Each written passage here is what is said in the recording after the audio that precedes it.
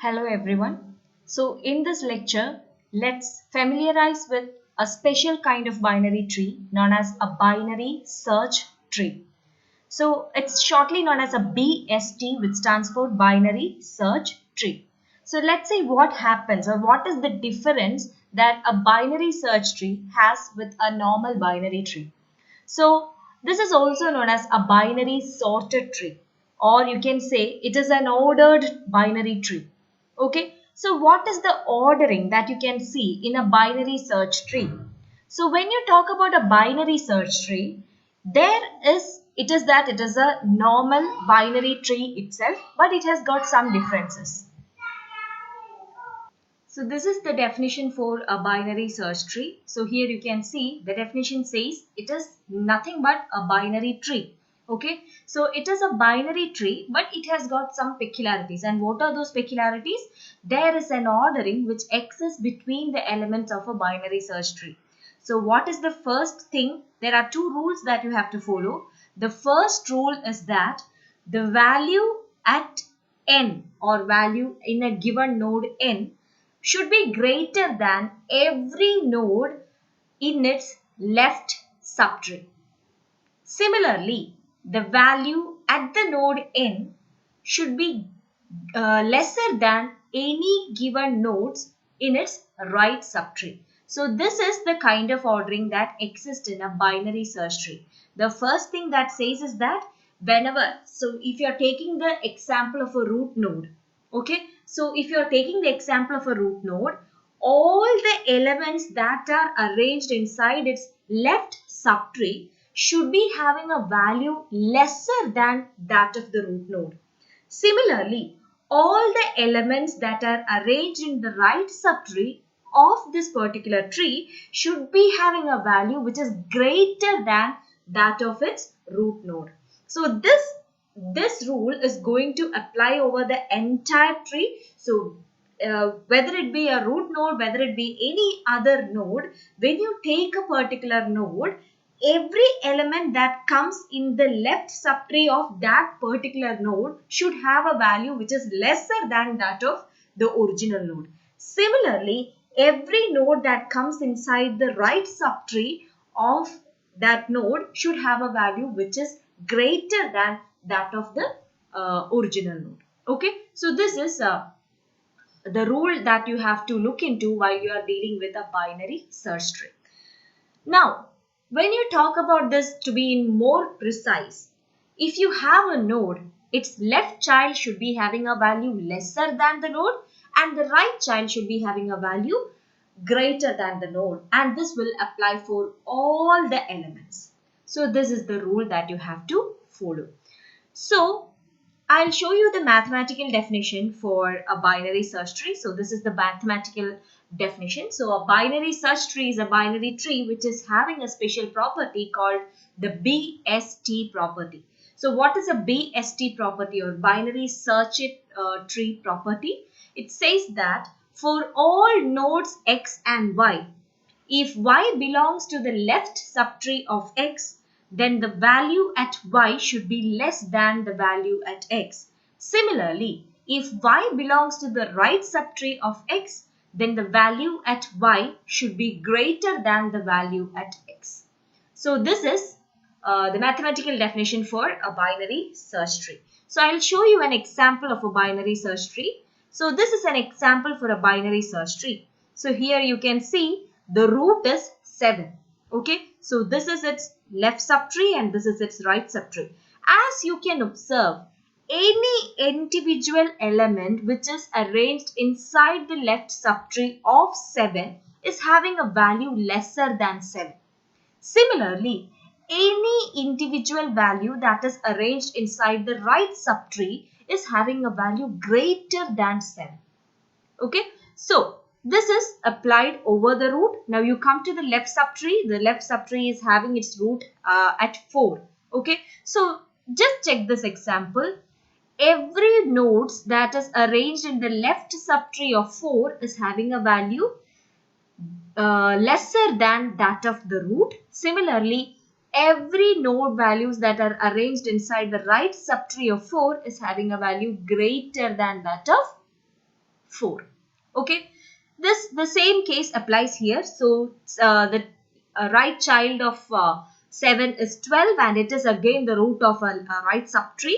So here it has got its own subtrees. So every individual element that is arranged in the left subtree of 12 is having a value lesser than that of 12, and every element which is arranged in the right subtree of 12 is having a value greater than that of 12. Okay, so this is how you arrange a binary search tree. So again, moving further, this is the left child of 4. Here you can see it is again having a child. So the child is arranged based on the value that occurs in its parent node. Okay, so here the parent node is 2, so you have to compare the value of the child and the parent, and you have to decide on whether this should be a left child or a right child. If it has to be a left child, then the value should be lesser than the parent. If it has to be a right child, then the value should be greater than the parent. So this is how you arrange a binary search tree. So when you talk about a binary search tree, the value stored at the root of a subtree will be greater than any value in its left subtree and lesser than any value in its right subtree. So taking this example, here you can see E is the root node. So whatever be the elements that are being arranged here is having a value lesser than that of the root node, and whatever be the values that are arranged here is having a value greater than that of root node. So this is how we arrange all these things. Okay, so this is actually arranged in this tree. The elements are arranged based on their order. So taking A as the minimum value and Z as the maximum valued element. So it is based on the order of alphabets. Now moving further, so there are something which we have to actually know while we are talking about a binary search tree. So when you talk about a binary search tree, when you take the example of a binary search tree, the minimum valued element in a binary search tree will be its leftmost element. The minimum valued element in a binary search tree will be its leftmost element, and the maximum valued element of a binary search tree will be its rightmost element. Okay, so always remember this. The minimum valued element will be in the leftmost position of the tree, and the maximum valued element will be in the rightmost position of the tree. Now, so that's all about the introduction part of binary search tree. So just like we had it in a normal tree, here also we have to insert into the tree, delete from the tree, and search into the tree. So we are going to quickly see how all these can be made into practice. Okay, so here what you're going to see is that I'm going to familiarize you with 4 different operations. First one is searching for a particular data. Second one is inserting a particular data, deleting the data from the tree, and finally how you can travel through the tree. So starting with the first one, which is searching. Okay, so we already know that a binary search tree is having a value arranged in a specific order, so that all the elements that are having a value lesser than the root node will be available in the left subtree, and all the values that are having a value greater than the root node will be arranged in the right subtree. Okay, so this is the rule of binary search tree. So while you are going to search for a particular element in a given BST, what you have to do is that first you have to compare with the root node. So once you compare with the root node, there are 3 options. Either it should be lesser or greater or equal. So if it is equal, your search is done and your answer is ready. If it is not equal, then either it should be less or it should be greater. If it is less, then you have to simply ignore the right subtree and you can focus on the left subtree, because if the element is there, it will be only in the left subtree. Similarly, if you are searching for a value which is greater than that of the root node, after the first comparison, you can simply ignore the left subtree of the tree and you can focus on the right subtree, because if the value is there, it will be definitely in the right subtree. So this is how we are going to work on this search algorithm. So I'll show you an example. This is the algorithm. So initially you have a variable which is you actually are using to find the value. So initially it will be having a value which is equal to root. Okay. And so what are the input? What you have in hand? You have an item that has to be searched, and you have the root address of the tree. Okay. So PTR, the traversing variable, is first set into root, and you are setting a flag to know whether the item was found or not, and it is initially set to false. So what you're going to do? You're going to check whether PTR has gone to null, which means you have gone out of the tree, or whether flag has changed from false to true. Okay. If it is not the case, then you have to repeat some process. Okay. So if PTR is not equal to null and flag is still false, then what you do? You take the item, which is the item to be searched for, and you compare the data value which is available in the PTR. Okay, so PTR is initially root. So first you are going to compare the item with the root. If the item is lesser than that of PTR, okay, if the item is lesser than that of PTR's value, then what you have to do? You have to advance PTR to its left child. If it is equal, your search is success. You have to set flag as true. Okay. Else, if it is greater, what you have to do? You have to advance PTR so that the new value of PTR will be in its right child. So, this process keeps on repeating until either the flag has gone to true, which means you have found the item, or PTR has gone to null, which means you have come out of the tree. So this actually keeps on repeating again and again until you reach a point where either you have found the item or you have come out of the tree, which means the search was not successful. If you came out because the flag was actually changed from false to true, then that means the item was found, and you know what is the address of PTR. So you say that item was found in the node which is PTR. Similarly, if you came out because PTR has gone to null, then you have to display an error message saying that such an item was not found. So what is the advantage of such kind of a search that you are going to apply inside this this binary search tree? The primary advantage is that after each comparison, your search space is going to be cut into half of what was the actual search area. So initially you had the entire tree as your search area, but after one comparison with the root node, it was changed into half, which means you have to either focus on the left subtree or the right subtree. Moving further, you are applying the same principle. So on each comparison, what happens? Your search area is getting reduced by half of the original area. Okay, so this is the advantage of having a binary search tree, and you can promise a search time of n log n, a maximum search time of n log n, and that is the advantage of having a binary search tree. Okay, so that is about searching inside a binary search tree. So next is about insertion into a binary search tree. So when you're going to insert into a binary search tree, you have to make sure that your insertion is not going to affect the original BST rule or BST principle that is actually incorporated inside the tree. Okay, so when you are inserting a new node, you have to look into the rules that have to be followed and then insert the node at the specific location. Okay, so how can you identify what is the specific location where you can actually place this particular node?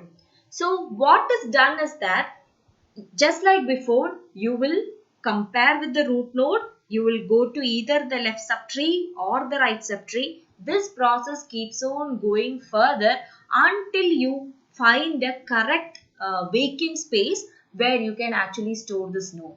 Okay, so that is done. So what happens? You keep on finding out. Suppose I'll show you an example here. Okay, so I'm just taking the example, the previous example. Suppose I had a new node which is having a value 1. Okay, so I want to insert that node. So first I have to make sure that I'm not breaking the principle. So first I come here, I search the value 1 with the root node which is 7. So you understand that it is having a value lesser. So what happens? You come to the left subtree of the root which is rooted at 4. So you compare with 4. you again understand that it is going to have a value lesser than 4. So now your search area is confined to this particular subtree. So you come here and you will identify that this is having a value again which is rooted at 2. So you compare 1 and 2. You understand that 1 is having a value which is lesser than that of the root. So you identify whether there is a vacant space. If there is a vacant space in the left child of this particular root, you can create a node there. You can add the data as 1 and then set the parent as 2. So this is how it is being done. Suppose I'm going to add a node into the binary search tree which is actually already available inside the tree. Is that possible? Actually, it's not possible because binary search tree will not allow duplicate entries. I repeat, binary search tree will not allow duplicate entries. So what happens here? Suppose I'm going to insert 5.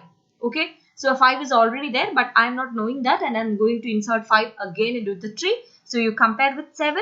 Then you compare with 4, go to the right subtree, compare with 6, come to the left child of 6, and you saw that the data available in PTR and the data available in item are exactly the same, which means you are trying to make a duplicate entry and the process will be forfeited. Okay. So this is how we work. Similarly, if you actually wanted to add a value which says 16, okay, so 16 is not available in this tree. So you actually want to add a value which is 16. So you compare with 7, come to the right subtree which is rooted at 12, compare with 12. You understand that the value is still greater. So you come to the right subtree of 12 which is 19. You come here, okay. You come here, you compare with 19, you understand that it is having a lesser value. Go to the left child which is 15, compare with 15, you understand that this is having a value which is greater than 15. So you go to the right child of 15 which is actually null. If it is null, then you can create a new node there, okay. Then make 16 the right child of 15 and you can insert the node right here. So this is how we actually insert data into a binary search tree without actually violating the rule that is present inside the tree. Okay. So let's see the algorithm now. So as before, we are setting PTR to point to root, then flag is set to false. And while PTR is not equal to null and flag is equal to false, you're going to keep on the search. Okay. Just like we had in the search algorithm, you're going to search. Okay. So you will actually come out of the loop because PTR is equal to null or you found a relevant data which is exactly the same as that of the item. Okay. So if you came out of the loop because PTR is equal to null, which means you have found a vacant space, the apt space where you can actually add the data. So what happens here? You create a new node. Okay. You add the data item. You set the left child and right child because this is just a new node and it will not be having any it will not be having any left child or right child already. So you will set both of them as null. So now your node is ready with the data which is called item. Now you have to decide whether I should add this as the left child or the right child. So what you have to do, you are setting up PTR1 here. So PTR1 will be pointing to the just previous position of PTR. Okay. So suppose PTR if PTR is going to be null, then PTR1 will be in the position that was actually before PTR becoming null. Okay. So that will be in the parent node. So PTR1 is having the address of the parent node. Now you have to compare the data of the item as well as the data available in the PTR1. Okay. So if it is lesser, make this one the left child of PTR1 or make it the right child of PTR1. So this is how we actually perform this. Okay. So that is about insertion. So as I said before, if there is a common data, you will end your search right there and you say that the item already exists and will not permit any more insertion, then you can exit from the algorithm. So this is all about insertion. So as I discussed before, we have to identify the exact location without disturbing the rule that is available inside binary search tree. Now moving on to the third operation, which is deleting items from a binary search tree. So while you are going to delete item from a binary search tree, there creates an issue. which is you have three types of nodes available in a binary search tree. The first one is that you have a node with no children, you have a node with a single child, and you have a node with two children. Okay, so while you are going to delete all these three types of nodes, there are some actions that has to be taken so that the binary search tree property will not be violated. So how can you perform deletion? So that is the next discussion. So while you are going to delete, okay, so while you are going to delete, you have to make sure of not disturbing the binary search tree principle. So we'll see this particular uh, algorithm in the next lecture, but now I'll give you an insight on how this can be done. So when you're going to remove a node which has no children, what you have to do? You have to just delete the node and set the corresponding link of its parent to be null. Okay, whether it be left child of the parent, then the left child node of the left child address of the parent becomes null, or if it is the right child, you can set the right child field of the parent to be null. That is the only action required. If you are going to delete the node which is having a single child, then what you actually do is that you copy the content of the child to the parent node. Okay, so you're going to delete a node X which is having a child Y. Then the content at Y is copied to the content of X. So the content of X is replaced with the content of Y, and then you delete the node at Y. So that is the rule which is applied. Okay, so that you will preserve the child and delete the parent. So that is happening. In the third case is the most complicated case while you are dealing with deletion. So in the third case, what you have to do, you have to go with two children, right? So you have two children. So what you are actually doing is that you will identify the right subtree of the node to be deleted. Okay, so if you are going to delete a node which is having its own left subtree and right subtree, then you will identify the right subtree. You go to the right subtree and find out the minimum valued element of the right subtree. Okay, so inside the right subtree, you go search for the minimum valued element, which means the leftmost element of its right subtree. That value is copied to the node to be deleted, and the node which is actually removed from the tree will be the node which was whose content was currently copied. So this is the approach which is applied. Okay, so this particular method of finding the minimum valued element in the right subtree can be called as finding the in-order successor of the node. I repeat, the process of finding the minimum valued element in the right subtree of the node to be deleted is also known as finding the in-order successor of the node to be deleted. So we'll see how this is applied or implemented in an algorithm in our next lecture. So what you have to do is that you have to practice with binary search tree, create your own binary search tree, and try to build your own binary search tree, and then apply the searching and insertion in the binary search tree. So that's all for today. Thank you.